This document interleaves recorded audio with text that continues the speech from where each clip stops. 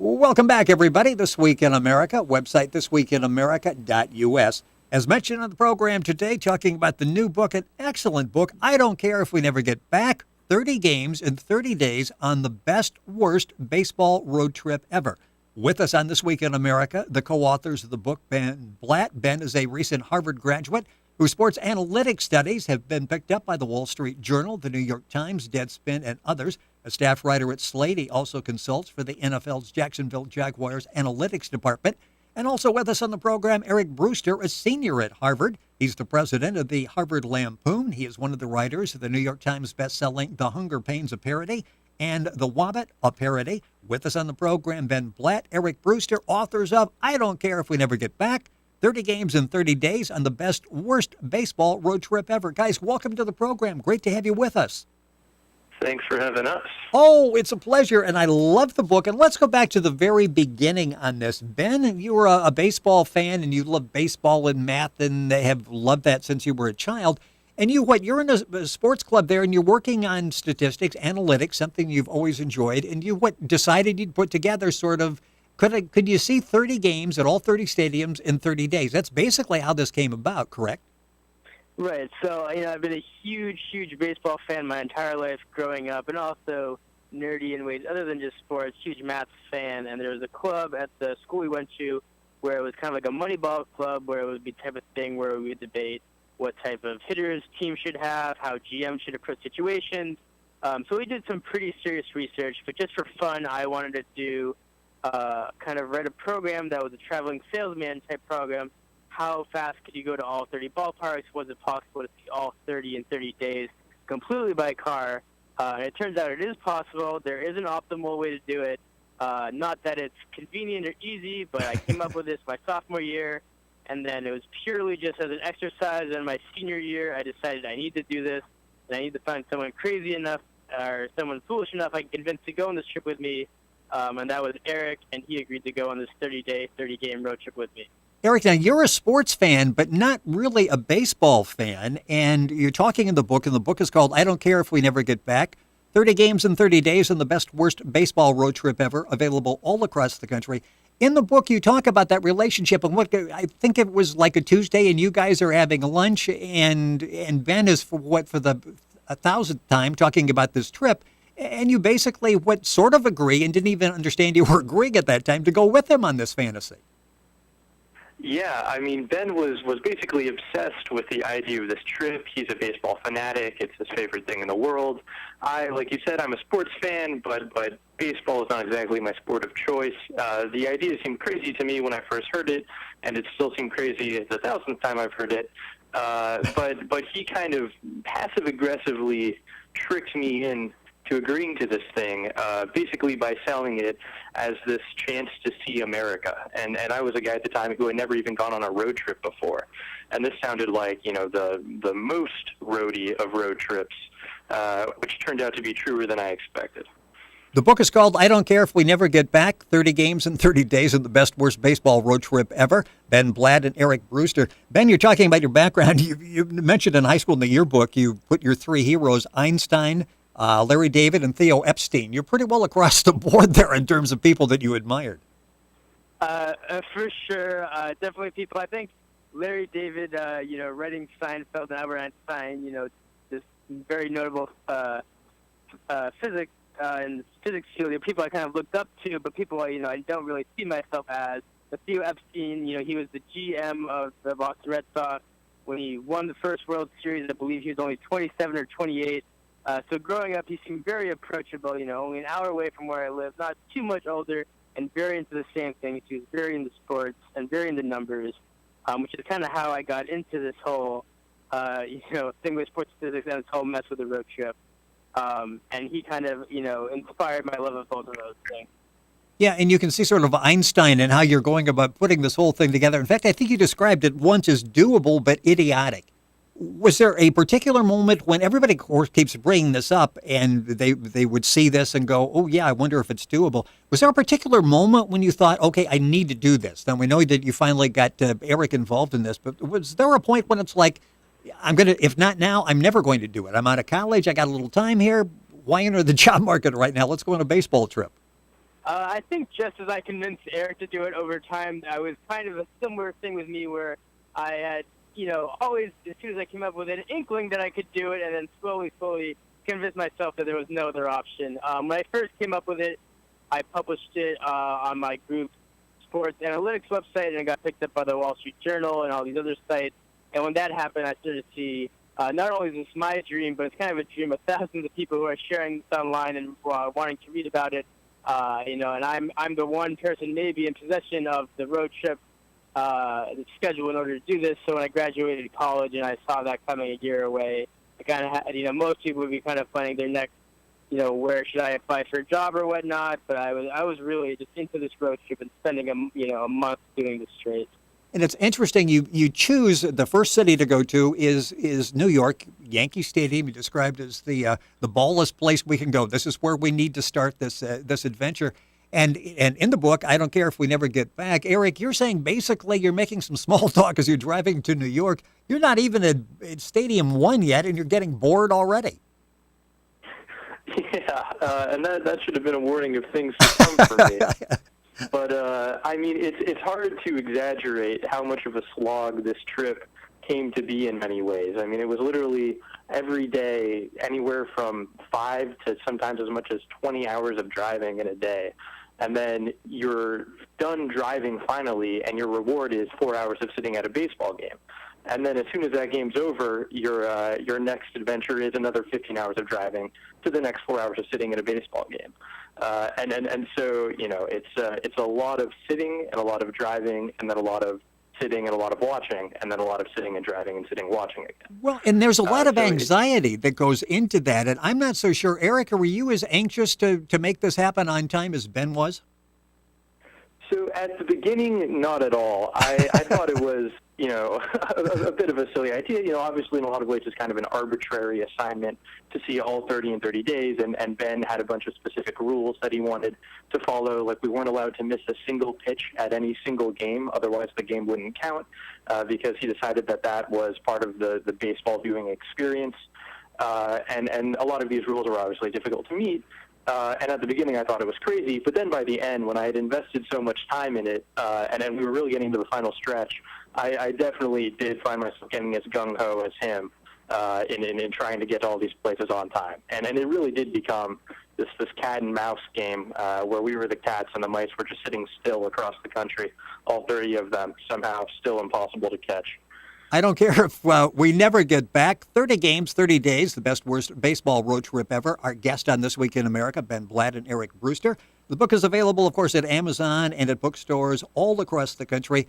Ben, when you put this together, and this is sort of the perfect scenario. I mean, a computer is saying this is going to work. You've got situations in real life that are not necessarily compatible with a computer projection.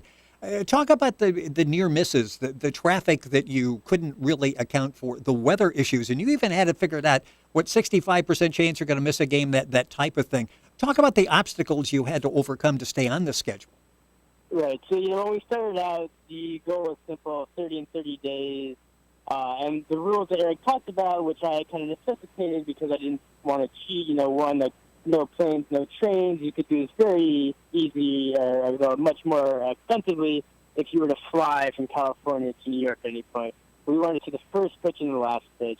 So that required, not too much free time between some of these cities just because Seattle is so far away from everything and Denver is so far away from everything. And then there's things out of your control. We had one doubleheader scheduled in Chicago, which allowed one off day in the middle of the trip. So we pretty much figured that we had one day to burn, and anything past that would be really at the point where it would be difficult to make up. And, just with the rainouts we calculated, or I calculated, because Eric was probably not too interested or involved in this, that we only had about a 2/3 chance, even if we were perfect, that just weather would hold up and there'd be no rainouts. And that, of course, doesn't, even take into account that we were two people, just two friends driving most of the country by ourselves. If we hit traffic, we would be in trouble. If one of us foolishly, and this may or may not have happened, were to forget about a time zone change and scoot through the first couple hours of the game, that would mess us up. So things were working against us, both out of our control and what should have been completely in our control. Well, and what's interesting, you talk about stadiums in nearby cities don't necessarily schedule like for your convenience, so you can go back and forth. It's not like you're going to catch a day game in Yankee Stadium and go over and watch the Mets in the evening. It really didn't work out that way, did it? I mean, you had to do some traveling in there. Right. I think the clearest example is you say, oh, Angels and Dodgers, those stadiums are only about 45 minutes apart, maybe with good traffic. You can hit those up in a single day, but there wasn't a single day in all of 2013 where those two teams played on the same day but more than 4 hours apart, meaning a day game or a night game or day game, an afternoon game. The seeing those two are impossible. And for the most part, most of their close stadiums have the same type of scheduling agreement or coordination. When you go up to Seattle, that's 12 hours away to the closest stadium, and you better hope that the Giants or Oakland has a game that day, otherwise you're just in trouble. And since we confined ourselves to 30 days, the algorithm didn't have too much wiggle room in figuring out some of those things. The book, I Don't Care If We Never Get Back. The authors are guest on This Week in America, Ben Blatt and Eric Brewster. Information at our website, thisweekinamerica.us. Eric, you said there are basically two people you would see at the ball game. Those that are able to stay awake during a ball game and those that sleep during the ball game. And I'm sure in some of these cities where the teams are not doing all that well, you probably saw a lot of people that were sleeping during the games. And those were my kind of people. It definitely did crop up in a couple places, and I think you are correct, where the team's records were not so strong and the fan bases were not so enthusiastic. When you get to the later innings and you have a blowout in the works, if you're like me, and I think more than enough people were, you definitely nodded off. And then, of course, ironically, the way our trip worked out, since we were driving so much of the time and had to do all these night drives to get from one city to the next, often the best opportunity for us to get some sleep was at the baseball games. So that was even a strategic move on my part sometimes. Well, yeah, and if you're laying down the ground rules early on, you just established we have to be in the stadium, but if you missed a pitch, it counted, correct? Yeah, I definitely read between the lines of Ben's declaration, which I don't think he was too happy about. But his one rule was that we had to be inside the stadium from first pitch to last. And I said, well, okay, it's in the natural course of events at a baseball game that you go use the bathroom, you'll miss a pitch, you go, buy a hot dog, you miss in a bat. So it's not like you're sitting there viewing every single time the ball leaves the pitcher's mitt. And so I extrapolated that to, hey, why not, get a few hours of shut-eye here and there in the top of the sixth. Yeah, Ben, how difficult was that? Because we've all been to games, even when maybe it's the only time we get there for the year. It's the team we're rooting for. They're ahead 12-1. It's the seventh inning. It's late at night. You got to get up early the next day. So you take off. You shave the game. You make it a 7-8 inning game for yourself and get out of there. You really couldn't do that. By your rules, you had to sit and watch the last out. Yeah, and this was very problematic, especially we ran into quite a few extra inning games, I believe 5, which normally can be pretty fun if you're a baseball fan. It means that there's a 50-50 chance that the home team or maybe the team you're rooting for wins in dramatic fashion with a walk-off. So usually that's a great thing, but if you're in Milwaukee and you have a 15-hour drive to Denver, you're rooting for that game to end, no matter the circumstances. And that happened when we were going from Milwaukee to Denver, had the most brutal drive of our trip so far ahead of us. And I believe that wasn't actually an extra inning game, but a game that Milwaukee won in the 9th inning. And we were probably just as ecstatic as all of the lifelong Brewers fans were, just because the game had ended at a reasonable hour and we would not be totally messed up with our drive. And let's talk about it. And Eric, you mentioned before how really, in fatigue is selling it short, what you went through as you're in the car driving. What was like the longest stretch and you probably stopped a couple times to at least get out and stretch your legs, but what was the longest drive? How many hours did you spend in a car at one time? I think we went 21 hours from the Texas Rangers to Anaheim. And that was rough. And then we also went about 20 hours from Seattle down to San Diego. And when you're on a drive that is literally the entirety of the day, it just becomes more of a meditative experience than anything else. And that's often what the games would become as well. And Ben and I, our relationship had its high points and low points over the trip, but most of the points were spent just kind of in this mesmerized silence as the road plodded on in front of us, and we sat and watched pitch after pitch. The book is called I Don't Care If We Never Get Back, 30 Games in 30 Days on the Best Worst Baseball Road Trip Ever. The authors, Ben Blatt and Eric Brewster, with us. A couple minutes left in the program. This Week in America. Information at our website, thisweekinamerica.us, and the book's available all across the country. Can you remember specific incidents in different stadiums? You talk in the book about the similarities. You almost know it's the seventh inning. You know what gimmick, what you're going to see in the scoreboard, what game you're going to have to play. But after going through 30 and 30, did they all look the same after a while? I mean, can you sort of go back and distinguish your memories now, or does it all sort of run together? It definitely, it's a little bit of both. I think, you have the peaks and the unique elements of every stadium, which is, what makes the whole concept of going to every ballpark a dream for baseball fans in the first place, is that they all have their little quirky differences. And so it's easy to remember those. But once those kind of fade into the background, there really is kind of this unifying element to the whole concept of fandom and the existence of fans at these stadiums and the things these stadiums do. And then it becomes very apparent, it is this giant conglomerate, the MLB, and the 30 entities housed under that roof definitely share, the tricks of the trade. And so many times, looking back, I'll think of a memory. I'll be like, oh man, like that time in Cincinnati, that was crazy. And then I'll have to, butt in and say, I know that was definitely Cleveland.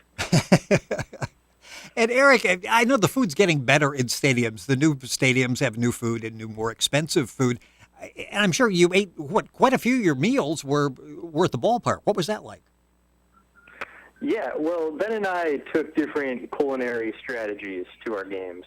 Ben, being the most baseball-y guy he could strive to be, decided to have a hot dog and beer at every single park. And I tried to go the opposite route, which was to have the local fare or the special dish of each ballpark. But even then, the pickings were often slim. And after 30 days of essentially eating fast food on the road in the middle of nowhere, it wasn't too encouraging to show up and have a stale pretzel be the best option sometimes. Going into this, Ben, you had a budget, and the budget's laid out in the book: $3,200 for gas, $1,800 for food. How realistic was that? Were you able to hold fairly close to that? For the most part, we definitely had, some things come up, a few flat tires, a few car repairs, a few times. We decided we had to spring for a nicer hotel than we would have just kind of pure exhaustion. But for the most part, it was not too bad. We had a travel grant, actually, from our school, since I was able to tie this into a proposal. And very luckily, we're to win around $4,000 in order to, endeavor on this, algorithm that had become a bit more than just that. And I think we spent about $1,500 or $1,600 a piece, which is not cheap, but we were pretty much buying the cheapest things you could. When we went to Detroit, we bought tickets online for $3 a piece each. In fact, most of that money was actually not even for the ticket. It was just for the transaction fee for the website that we bought it on. There are some nights, if you're driving 20 hours in a night, even if it were a day and night game situation, we probably didn't have time to stop at a hotel. So, not ideally, but we would stop in, a rest area, Walmart parking lot, whatever, just get it 4 hours of shut-eye there. So even though that was not ideal, if you're not buying a hotel every night, that also saves up. So really the things we couldn't avoid were ticket prices and gasoline, which driving 19,000 miles is not cheap. It sounds like a great Kickstarter campaign. If you guys do this again, and it doesn't sound like you're going to, but that might be a way to fund it. Got about 30 seconds left in the program. Ben, I mentioned you're the big baseball fan. You love baseball. Do you still? I still love baseball. As to whether or not I obsess over baseball as much as I used to, I think it may be tough to say the answer to that is yes. I haven't been to nearly as many games this year as I had been last year, although in fairness that would be pretty impossible to catch. But I have been to several games, both actually in September and October of last year, and one game earlier this year in New York. So I still love baseball. But I think it's hard to love something as much once you've kind of loved it to death. Was it nice going to a ball game when you were unshackled? You really didn't have to worry about the rules. I can leave in the middle of the eighth inning if I want to. I do think so. It is a bit more calm and relaxing when you don't have a huge drive ahead of you. And since I've done this now, all my friends before knew I was baseball fans, but even more so, they kind of want to take me to a game or go to a baseball game with me, assuming that I'll have some stories to tell them or whatnot. So that's, both plus and a minus of doing this. I don't think this road trip will ever get past me. And Eric, you, of course, are not a big baseball fan. Are you a disliker even more so now? I will say it did grow on me in a couple ways, and so that was a surprise for me. I will also say that I have not been to a baseball game since the trip. 30 and 30 was enough for me for the year. So I'm still reacclimating to the sport. The book is called I Don't Care If We Never Get Back, 30 Games in 30 Days on the Best Worst Baseball Road Trip Ever. The authors are guests on the program, Ben Blatt and Eric Brewster. Information available at our website, thisweekinamerica.us. The book is available all across the country. Ben, Eric, thank you for joining us on the program. I love the book, a great story. Thank you for sharing it with us. Thank you very much. You're welcome. Great to talk. You're listening to This Week in America, website thisweekinamerica.us.